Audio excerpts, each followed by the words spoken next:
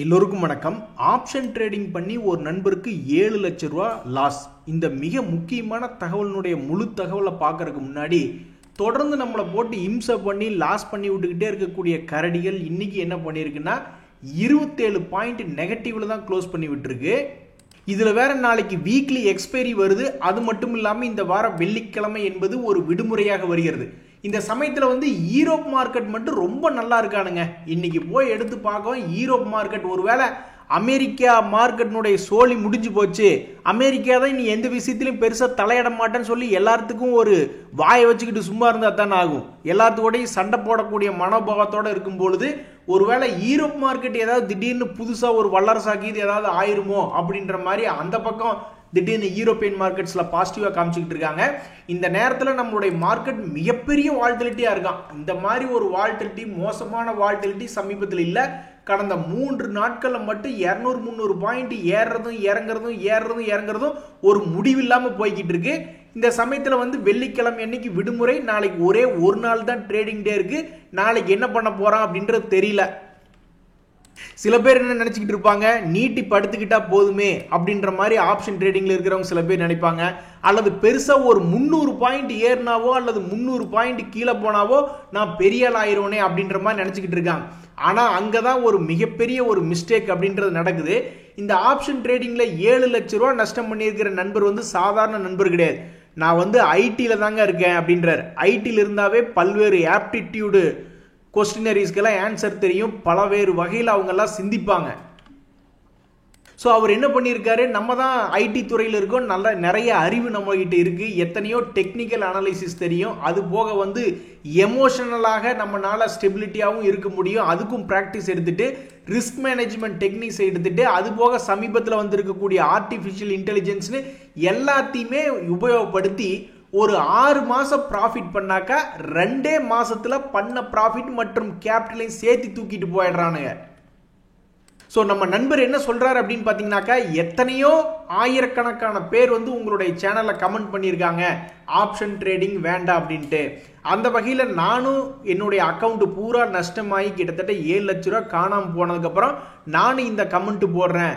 ஒரு public comment, ஒரு public கமிட்மெண்ட்டாக எடுத்துங்க, ஒரு கொள்கை எடுத்துங்க, ஆப்ஷன் ட்ரேடிங்கை நிறுத்துங்க அப்படின்ற மாதிரி சொல்றாரு. நேற்று கூட ஒரு நண்பர் கமெண்ட் போட்டிருந்தார், எல்லா வகையான ட்ரேடிங்கை நிறுத்திவிட்டு நான் பாட்டுக்கு டெய்லி எஸ்ஐபி பண்ணிட்டு மன நிம்மதியாக இருக்குங்க அப்படின்ற மாதிரி சொல்லிட்டு இருக்காப்ல. ஸோ இந்த ஆப்ஷன் ட்ரேடிங்ஸ் அப்படின்றது ஜெயிக்கிறது ஒரு மிகப்பெரிய கலை. கிட்டத்தட்ட 100ல் 11 பேர் தான் ஜெயிக்க முடியும் அப்படின்ற மாதிரி இருக்கு. அந்த 11லையும் கிட்டத்தட்ட 10 பேர்த்துக்கு மேலே நம்மளுடைய கார்பரேட் மிகப்பெரிய இன்ஸ்டிடியூஷன்ஸ் தான் ஜெயிப்பானுங்க. மீதி இருக்கக்கூடிய ரீட்டைலர் ரொம்ப ரொம்ப சொற்பம், 0.01% அப்படின்ற பர்ஸ்பெக்டிவ்ல தான் லாங் டைம்ல 2-3 வருஷம். இந்த நண்பர் கூட 6 மாசம் லாபம் பண்ணியிருக்காரு. அப்புறம் அடுத்த 2 மாசத்துல பணத்தை பிடிங்கிட்டு போயிட்டானுங்க.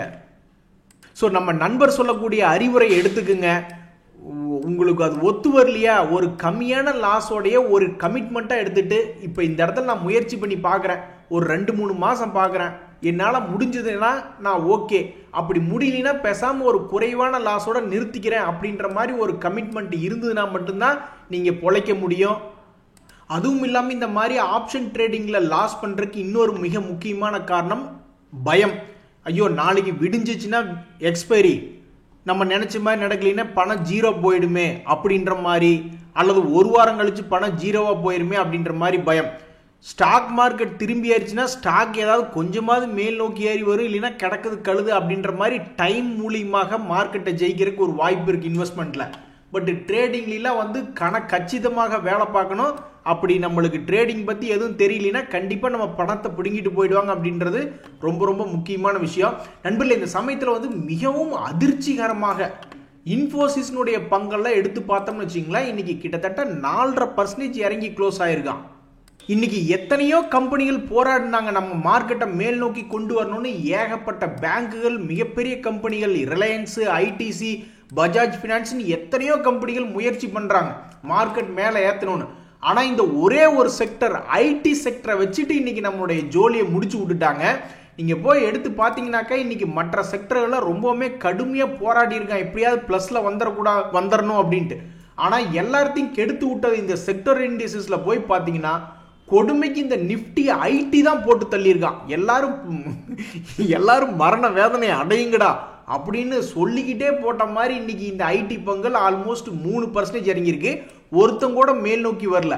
அதுல எப்படி வீணா போயிருக்கான்னு பாருங்க. எல்டிடிஎஸ், இன்ஃபோசிஸ், எல்டிஎம், விப்ரோன்னு எல்லாத்தையும் இன்னைக்கு போட்டு தள்ளிட்டாங்க. இந்த பெருமை யாரை சாருன்னா ட்ரம்ப்ல இருந்து ஆரம்பிக்கணும். ட்ரம்ப், அவருடைய பாலிசி, அது போக ஒருவேளை அமெரிக்கா ரெசஷன்ல போய் விழுந்துருமா அப்படின்ற மாதிரி ஏகப்பட்ட பயம் வந்ததுனால ஐடி பங்குகள் அமெரிக்காவை பெரிதளவுல நம்பி இருக்கிறதுனால இந்த ஐடி பங்குலாம் மிகப்பெரிய ஒரு அடி அப்படின்றது வாங்கியிருக்கு. 2022 இருந்து பாத்தீங்கன்னா இந்த ஐடி இண்டெக்ஸுக்கு வேற வேலையே இல்லை. திடீர்னு சரிவடைய வேண்டியது, அப்புறம் சரிவை மீட்டெடுக்க வேண்டியது. இப்ப கூட 2024 திடீர்னு சரிவடைஞ்சான், அப்புறம் மறுபடியும் சரிவை மீட்டெடுத்தான். இப்ப மறுபடியும் கிட்டத்தட்ட ஒரு 20% பக்கம் சரிவடைஞ்சிருக்கா. தன்னுடைய ஹை 46,000 வரைக்கும் போயிட்டு மறுபடியும் 36,000 இந்த நிப்டி ஐடி இண்டெக்ஸ் சரிஞ்சு கிடக்கு. இந்த சமயத்துல மிக முக்கியமான தகவல் என்னன்னா, இதெல்லாம் அனுபவிக்கிறதா வேண்டாமா, இப்படி பேசுறது நல்லதா கெட்டதா அப்படின்றது ஒண்ணுமே புரியல. அதாவது மார்கன் ஸ்டான்லி அப்படின்ற ஒரு அனலிஸ்ட் என்ன சொல்றாங்க அப்படின்னு பாத்தீங்கன்னாக்கா, இந்தியாவை பார்க்கறதுக்கு ரொம்ப அட்ராக்டிவா தெரியுது அப்படின்றாங்க. இவங்க வாயை வைக்கிறது நல்லதா கெட்டதா அப்படின்றது ஒண்ணுமே புரியல. எங்ககிட்ட அப்படி என்னடா செல்ல உன்னை ஹெவியா அட்ராக்ட் பண்ணிச்சு, கமான் டெல்மி அப்படின்ற மாதிரி ஒரு சிறிய சந்தோஷம் அப்படின்றது வந்தாலும் என்ன நடக்க போகுது அப்படின்றது தெரியல. இந்த சமயத்துல Q3 ரிசல்ட் சரியில்லை அப்படின்னு தான் நிறைய ஃபாரினர்ஸ் நம்ம நாட்டை விட்டு வெளியே போனாங்க. எல்லாத்தையும் வித்துட்டு Q3 ரிசல்ட் ரொம்ப சுமாரா இருக்கு அப்படின்ட்டு.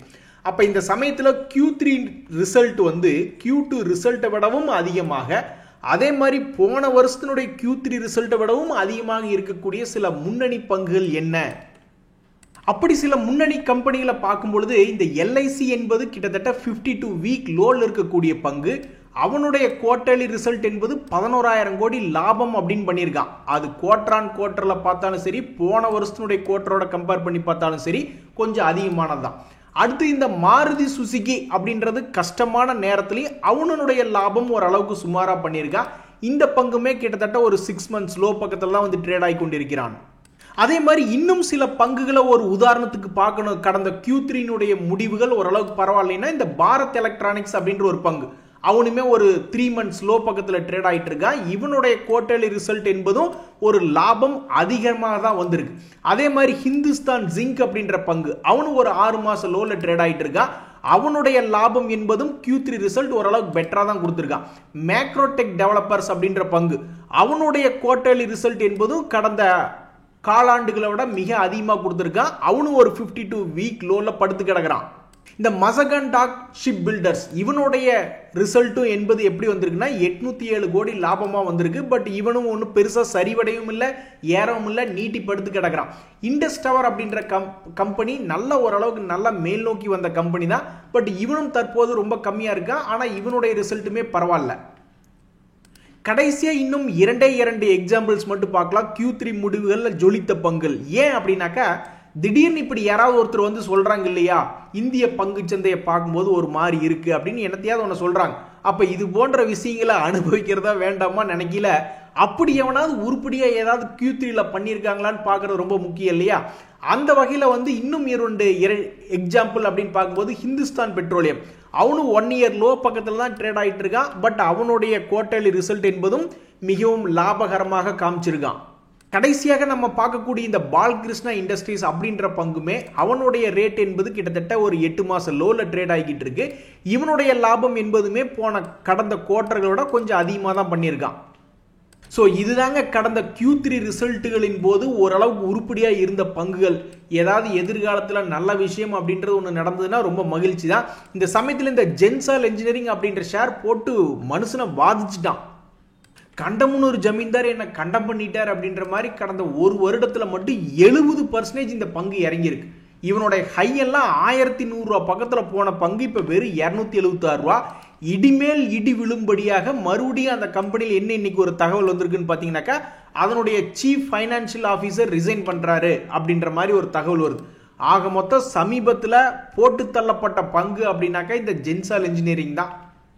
இன்னைக்கும் இந்த ஜென்சால் இன்ஜினியரிங் லோயர் ஃப்ரீஸ் ஆகிறதுக்கு மிக முக்கியமான காரணம் இந்த சீஃப் ஃபினான்ஷியல் ஆஃபீஸருடைய ரெசிக்னேஷன் தான்.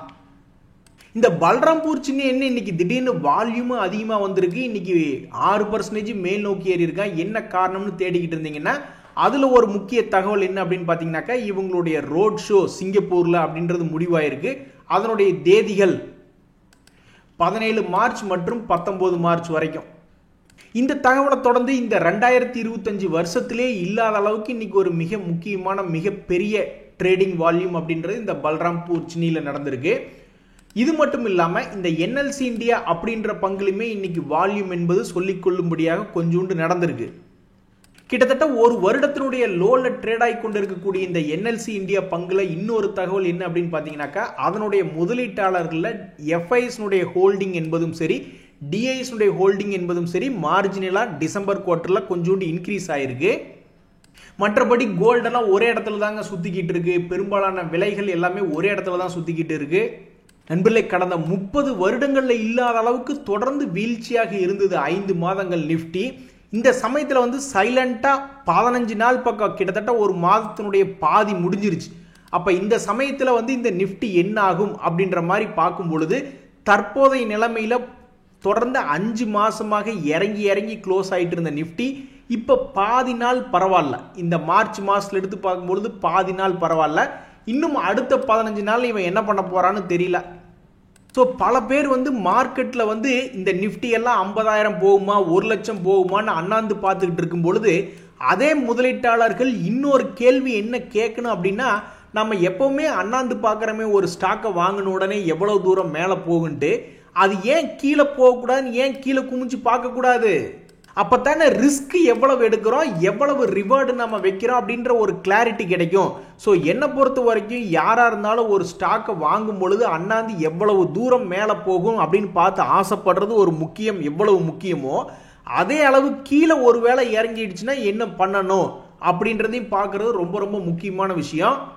SIP முறையில் தினமுமோ அல்லது வாரமோ அல்லது மாசமோ இன்வெஸ்ட்மெண்ட் பண்ணக்கூடிய சக்தி இருந்ததுன்னா இந்த 2 கேள்விக்குமே அதில் விடை என்பது இருக்கு.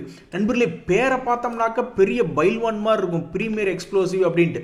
ஆனால் அந்த கம்பெனியினுடைய மொத்த வருமானமே ஒரு குவார்ட்டருக்கு எவ்வளோன்னு பார்த்தீங்கன்னாக்கா 10 கோடி 8 கோடி இவ்வளவுதான் அதனுடைய வருமானம். இந்த பங்கில் வந்து பார்த்தீங்கன்னாக்கா பெரும்பாலும் DIS இன்ஸ்டிடியூஷனல் இன்வெஸ்டர்ஸை பொறுத்த வரைக்கும் DIS ஒரு 8% ஹோல்டு பண்ணுறாங்களே ஒழிஞ்சு FIS ரொம்பவும் குறைவாக ஹோல்டு பண்ணுறாங்க அப்படின்றத இதனுடைய தகவல். அது மட்டும் இல்லாமல் பேர் என்னமோ எக்ஸ்ப்ளோசிவ்ஸ் தான், ஆனால் அந்த கம்பெனி தற்போது 1 இயர் லோ பக்கத்தில் ட்ரேட் ஆகி கொண்டிருக்கிறது. அவன்லாம் ஒரு காலத்தில் போன ரேட்டு 900 ரூபா, இப்போ 300 ரூபா பக்கத்தில் வந்து படுத்து கிடக்கு. எப்பா சாமி, நல்ல வேலை இன்னைக்கு எந்த பிரச்சனையும் இல்லாமல் மார்க்கெட்டில் க்ளோஸ் பண்ணி விட்ட அதுவே போதும் அப்படின்ற மாதிரி இந்த IndusInd பேங்க் ஷேர் வச்சிருக்கிறவங்களாம் நிம்மதி பெருமூச்சு விடுறாங்க. ஏன்னா கடந்த 5 நாட்களில் மட்டும் அங்கே 30% காலி. 1000 ரூபாயிலிருந்து நேராக போய் 650 ரூபா ரேஞ்சில் உட்காந்துக்கிட்டான். இன்னைக்கு ஒரு 4% ஏறி அவங்களுக்கு ஏதோ ஒரு சின்ன மன நிம்மதி அப்படின்றது கொடுத்துருக்கு. அதே மாதிரி சியட் லிமிடெட் அப்படின்ற கம்பெனி நண்பர்களே, நீங்கள் எப்போ ஸ்டாக் மார்க்கெட்டுக்குள்ளே வந்துச்சுன்னு நீங்கள் நினைக்கிறீங்க? 2008 வந்து லிஸ்ட் ஆன கம்பெனி தான் இந்த சியட். ஸோ இந்த சியட் கம்பெனி கிட்டத்தட்ட 15 வருஷம் ஆச்சு. இதனுடைய ஃபேஸ் வேல்யூ எவ்வளோ இருக்குன்னு நீங்கள் நினைக்கிறீங்க?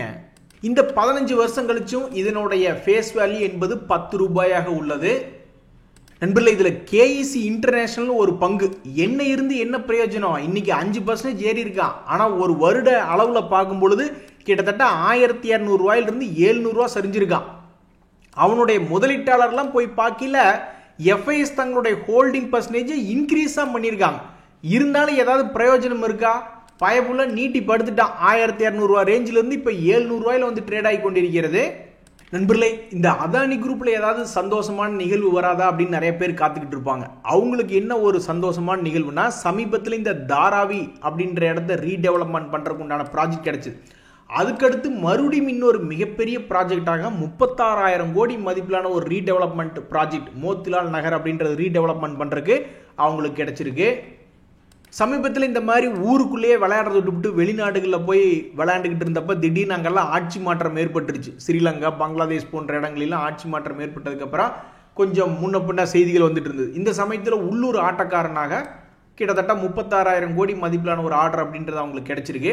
நண்பர்களே, இந்த சைனாக்காரங்க சமீபத்தில் தான் டீப் சீக்குன்னு சொல்லி விட்டு 400 லட்சம் கோடி மதிப்பிலான கிட்டத்தட்ட இந்திய ஷேர் மார்க்கெட்டினுடைய ஈக்குவல் மதிப்பு 400 லட்சம் கோடி அமெரிக்காவில் கும்பா பாடி விட்டாங்க இந்த சைனீஸினுடைய டீப் சீக் அப்படின்றது வந்ததுலேருந்து. இப்போ மறுபடியும் இன்னொன்று ஆர்டிஃபிஷியல் இன்டெலிஜென்ஸ் சம்பந்தமாக மேனோஸ் ஏஐ அப்படின்றது ஒன்று லான்ச் பண்ணியிருக்காங்க.